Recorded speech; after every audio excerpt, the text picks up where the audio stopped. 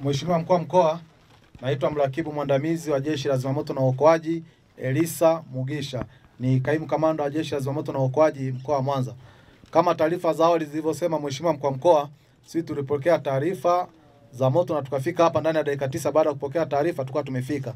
Lakini tumekuta moto ni mkubwa sana, lakini tumeweza kudhibiti ili usiweze kusambaa. Hapa ni biashara ya mbao na eneo kubwa lilokuwa limeathirika ni sehemu ambazo zina magogo, mbao pamoja na mashine.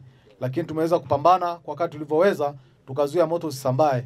Na kwa ujumla waathirika wakubwa ni kama 12, lakini kuna wengine wadogo wadogo, jumla wanafika kama waathirika 30.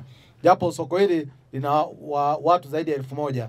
Kwa hiyo kwa kiwango kikubwa tumeweza kupambana na moto mpaka kufikia hatua ambayo tumefikia kuuzima kabisa. Lakini kinachofuatia ni uchunguzi. Tumeshaanza uchunguzi na tukishabaini chanzo cha moto tutakuja kuambia. Zipo taarifa nyingi mbalimbali, lakini nadhani hizo sio rasmi. Taarifa rasmi itatolewa baada ya kuwa tumekamilisha uchunguzi. Lakini kingine nachoomba Mheshimiwa Mkuu wa Mkoa ni kuambia wafanyabiashara hawa na wengine, unapopata tatizo la moto basi piga namba ya dharura 114. Wengine wanaanza kuhangaika kuhamisha vitu kwa kujulisha wakubwa zao, mabosi na kadhalika. Hiyo ni swala zuri, lakini cha msingi ni uhakikishe Jeshi la Zimamoto na Uokoaji limepata taarifa ili tufike kwa wakati na kuweza kuokoa mali zako vizuri. Kutoa pole kwa wafanyabiashara wote ambao wamekutwa na dhahama hii ya ajali ya moto. Poleni sana.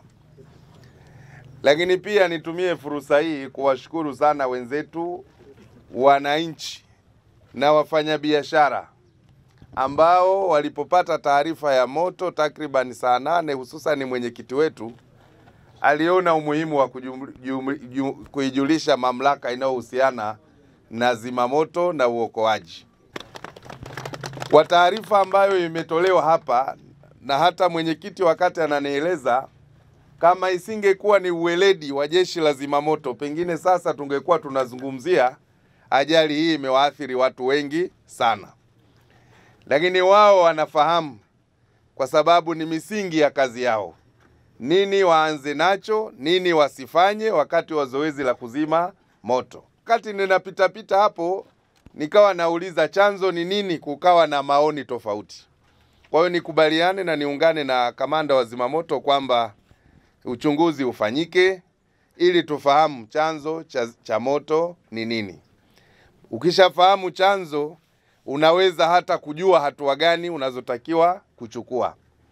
Lakini pamoja na hayo, yako mambo machache nimejifunza hapa kwa muda mfupi sana, na haya wala hayahitaji degree.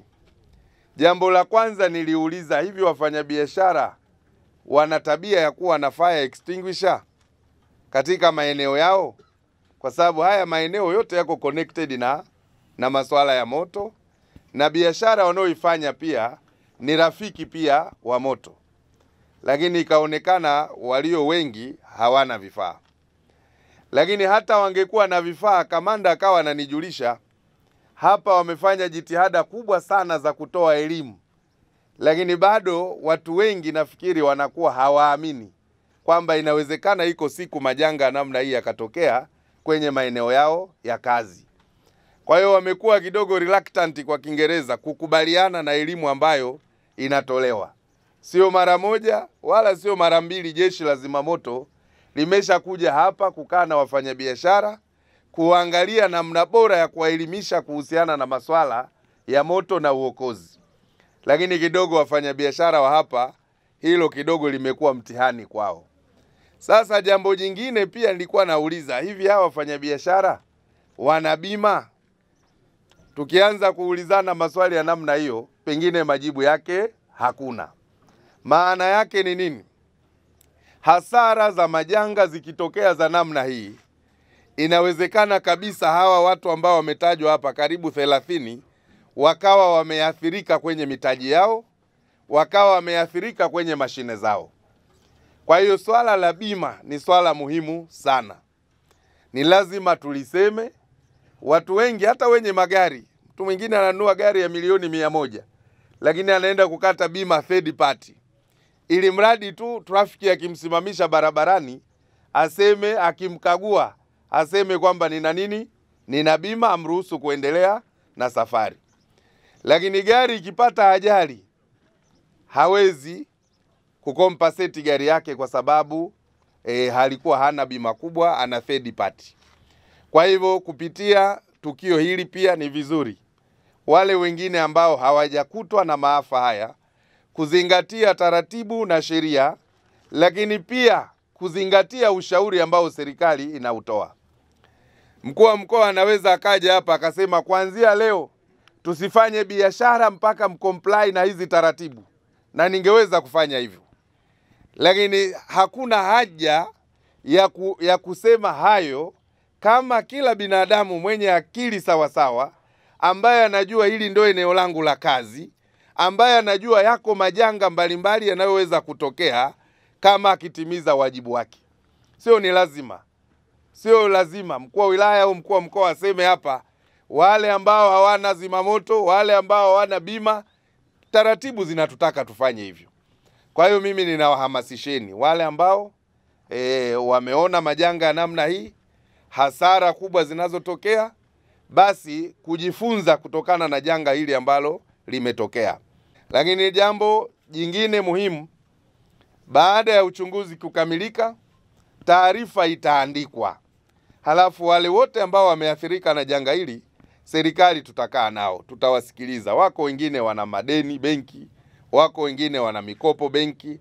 Sisemi kwamba tutawalipia mikopo yao, lakini serikali nao uwezo wa kukaa na taasisi za fedha, tukazungumza nao, wakapewa grace period ambayo ya kuwafanya wao warudie kwenye kazi yao. Lakini pia ofisi ya waziri mkuu kitengo cha maafa tutapeleka taarifa hii. Sasa yako majanga natural hazards yakitokea, ofisi ya waziri mkuu maafa inawajibika kuwahudumia wananchi. Lakini yako majanga ambayo yakitokea serikali haiwajibiki nayo, na ndiyo maana tunawataka kila mfanyabiashara angalau kujitahidi kuzingatia kanuni ya kuwa na bima, kanuni ya kuwa na tahadhari kuhusiana na majanga mbalimbali. Lakini la mwisho, wakati nauliza hapa, walinzi hapa ambao wanalinda hapa wanayo elimu kuhusu moto? Maana sisi wafanyabiashara tunakuwa tumeshaenda kujipumzisha, lakini wanaolinda mali zetu na mitaji yetu tena mikubwa tu ni watu ambao tumewaajiri sisi na kuwaweka hapa.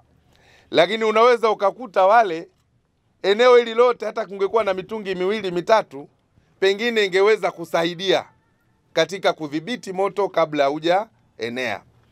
Lakini pili, hata mlinzi hapa ukimuuliza namba ya zimamoto ni ipi au namba ya jeshi la polisi ni ipi ikitokea dharura kwenye lindo lako, hajui namba ya OCD, hajui namba ya emergency, hajui namba hata ya 114, hajui. Kwa hiyo ni vizuri pia hawa tunaowakabidhi dhamana, pia yako mambo basics ambayo ni lazima wafundishwe, ni lazima wayafahamu. Kwa hiyo ninawashukuruni sana, tuendeleeni kuwa watulivu, na siku si nyingi, kamanda, kamilisheni taarifa na uchunguzi kwa haraka, na baada ya hapo tutakaa nao, tutazungumza nao, halafu tutapanga mipango ya namna gani tunatoka hapa kuelekea mbele. Asanteni sana kwa kunisikiliza.